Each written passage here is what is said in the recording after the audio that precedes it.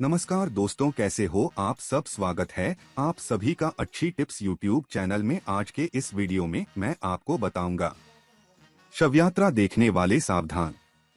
दोस्तों, आप इस वीडियो को शुरू से लेकर अंत तक पूरा देखिएगा ताकि आपको पूरी जानकारी प्राप्त हो सके। तो चलिए शुरू करते हैं।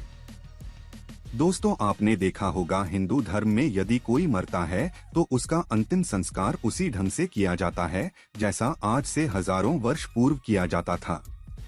आज भी लोग उसी ढंग से शव यात्रा में सम्मिलित होते हैं, अर्थी को कंधा देते हैं। महिलाओं को छोड़कर केवल पुरुष ही श्मशान घाट जाते हैं, चिता जलाते हैं और फिर सूतक का पालन भी करते हैं।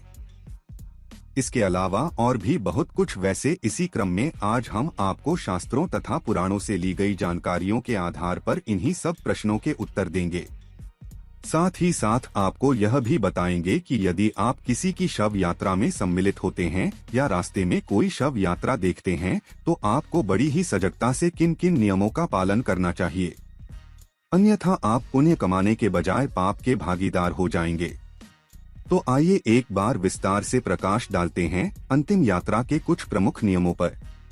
दोस्तों, जैसा कि आप सभी जानते ही हैं कि यदि घर परिवार या कुटुंब में किसी की मृत्यु हो जाती है तब शव यात्रा में सम्मिलित होना पड़ता है। किंतु शास्त्रों में यह भी बताया गया है कि हमें उसकी शव यात्रा में भी जाना पड़ता है जो हमारे घर के करीब 2 गज के आसपास के क्षेत्रों में रहता हो, अर्थात हमारे पड़ोसी।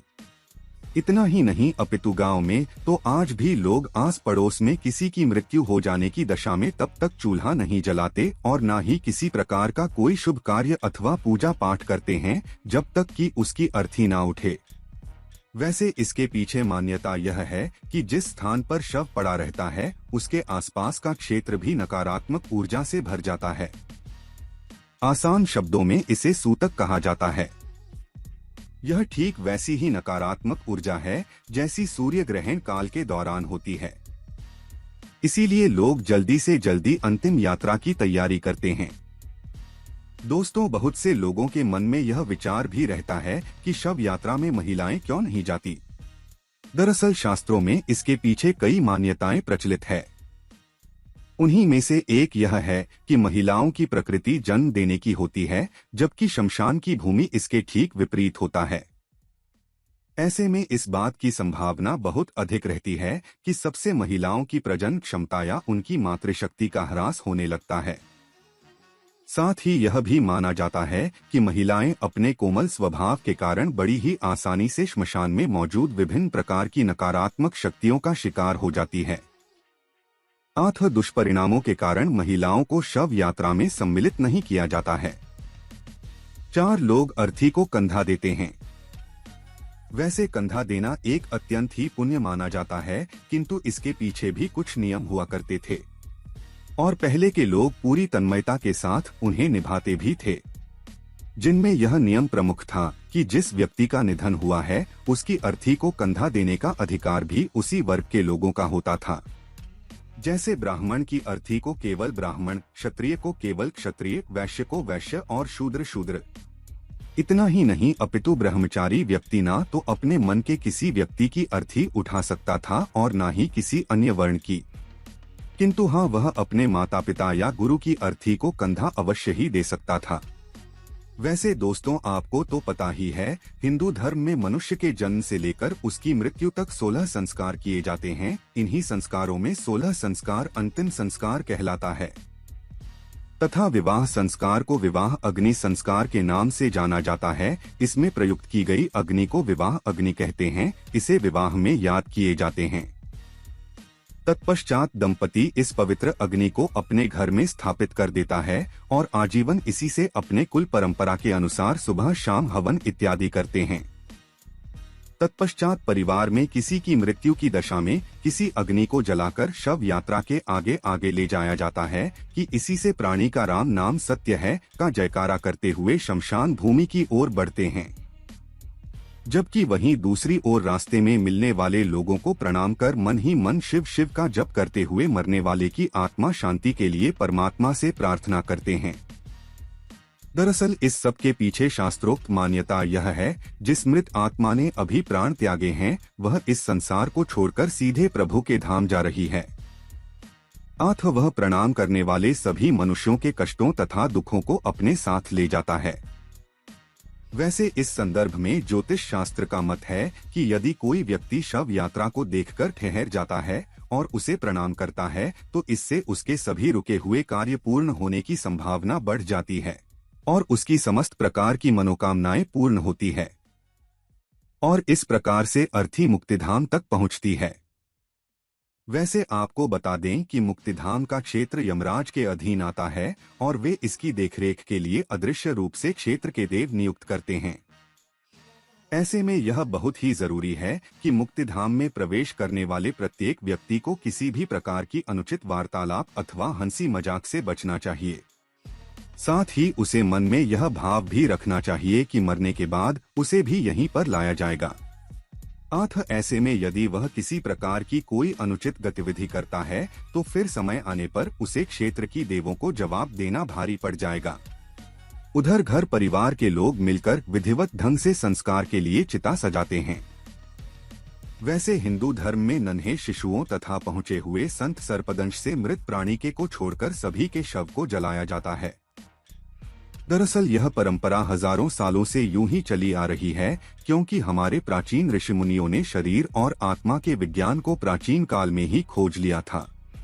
उनका मानना था कि यह शरीर नश्वर है और यह इस पृथ्वी पर उपस्थित 5 तत्वों से मिलकर बना है, जबकि आत्मा अमर है क्योंकि उसका जन्म सीधे परमात्मा से हुआ है। अतः इस शरीर को पंचतत्व अर्थात धरती, अग्नि, आकाश, जल और वायु में विलीन कर दिया जाना चाहिए ताकि प्राणी का उसके शरीर के प्रति मोहभंग हो जाए और उसे सीधे मोक्ष की प्राप्ति हो सके। और आप तो जानते ही हैं कि संत सन्यासियों तथा नवजात शिशुओं को अपने शरीर के प्रति कोई मोह नहीं रहता, इसीलिए उन्हें जमीन में गाड़ा जाता है और उसे मृत व्यक्ति के संदर्भ में यह मान्यताएं प्रचलित थी कि उसके शव को पेड़ पर रखकर नदी में प्रवाहित कर दिया जाता था। वैसे दोस्तों, आखिरी संस्कार कभी भी रात में नहीं किया जाता है।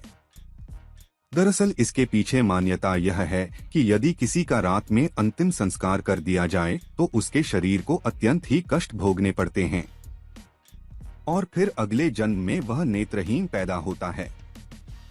उधर बड़ा पुत्र मुखाग्नि देता है और थोड़ी देर के बाद कपाल क्रिया कर दी जाती है ताकि आत्मा को मोक्ष की प्राप्ति हो सके। तत्पश्चात जितने भी लोग शव यात्रा में सम्मिलित हुए थे वे सभी व्यक्ति को अंतिम प्रणाम कर 3 लकड़ी दाएं हाथ में तथा 2 लकड़ी बाएं हाथ में रखकर शव की ओर पीठ करके अपने सिर से पीछे चौकी और फेंक देते हैं। सबके बाद पीछे देखे बिना ही किसी नदी या तालाब में जाकर वस्त्र सहित स्नान करते हुए मृत प्राणी के नाम तथा गोत्र के आगे प्रेत बोलकर अंजलि से जल देकर बिना कुछ कहे पुनः घर की ओर चल देते हैं। दरअसल यहाँ पर पीछे मुड़कर ना देख तथा बिना चलो कहे घर की ओर चल देने के पीछे मान्यता यह है कि मरने वाला प्राणी जब तक जीवित था तब तक वह आपका सगा संबंधी, मित्र या रिश्तेदार था, किंतु अब क्योंकि वह प्रेत योनि में जा चुका है इसीलिए उसका और आपका अब कोई संबंध नहीं रहा। अब ऐसे में यदि कोई व्यक्ति उसे ज्यादा याद करता है, प्राणी प्रेत रूप धरकर उस व्यक्ति के साथ हो जाता है। इसे साधारण शब्दों में प्रेत बाधा कहते हैं। तत्पश्चात घर लौटने के बाद शव यात्रा में सम्मिलित लोगों को दांतों से मिर्ची या नीम चढ़ाकर फेंकना तथा लोहा, अग्नि, जल व पत्थर को स्पर्श करके ही घर में प्रवेश करना चाहिए। वैसे आपको बता दें कि इसके पीछे की धारणा यह है कि अध्यात्म जगत में किसी भी मनुष्य के इस भौतिक शरीर के अलावा भी ऊर्जा से बने कई अन्य शरीर माने गए हैं जो श्मशान घाट यह शव के संपर्क में आने से दूषित हो जाते हैं। अतः जब आप इन वस्तुओं का स्पर्श करते हैं तो इससे उन शरीरों की अशुद्धियां भी दूर हो जाती है। इतना ही नहीं अपितु जो लोग शव यात्रा में सम्मिलित होते हैं उन्हें 1 दिन का, चौक को छूने वालों को 3 दिनों का तथा अर्थी को कंधा देने वालों को लगभग 8 दिनों का सूतक मानना चाहिए। आप तो जानते ही हैं, सूतक काल में पूजा पाठ, मंदिर तथा धार्मिक आयोजनों में सम्मिलित होने साधुओं को दान देने, दान पेटी या गुल्लक आदि में रुपया पैसा डालने की मनाही होती है। तो दोस्तों आज के लिए बस इतना ही। अगर आपको जानकारी पसंद आई है तो वीडियो को छोटा सा लाइक करें और चैनल को सब्सक्राइब करके घंटी का बटन जरूर दबा लें। धन्यवाद।